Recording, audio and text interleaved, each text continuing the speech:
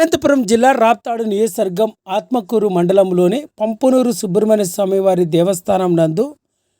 ఆదివారం ఉదయం 10:30 గంటల నుంచి సాయంకాలం 5:30 గంటల వరకు శ్రీ సుబ్రహ్మణ్య స్వామి వారికి చైత్రమాసం శుద్ధ షష్టమిని పురస్కరించుకొని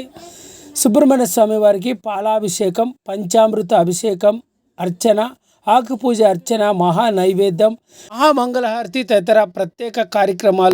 ప్రత్యేక అభిషేకాలను నిర్వహించడం జరిగింది. ఈ సందర్భంగా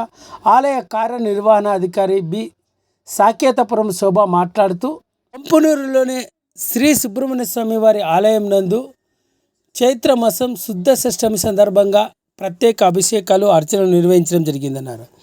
అదేవిధంగా సుబ్రహ్మణ్య స్వామి వారి ఆలయం నందు శుక్రవారం మధ్యాహ్నం 3 గంటల నుంచి